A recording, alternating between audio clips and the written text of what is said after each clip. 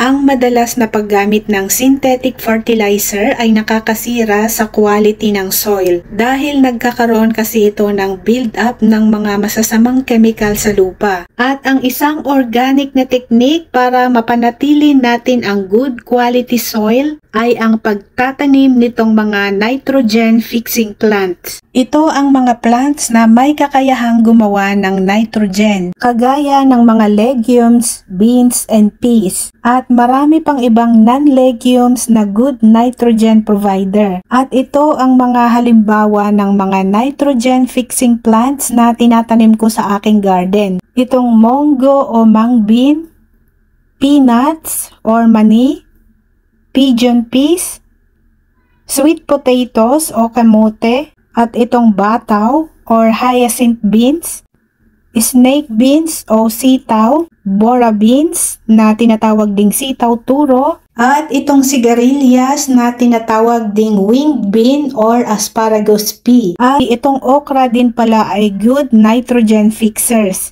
Marami pa akong mga hindi nabanggit. Itong pinakita ko lang sa inyo ay yung mga nandito sa aking garden. Pero pwede kayong mag-research sa Google kung ano yung mga pwede nyong itanim na nitrogen fixing plants.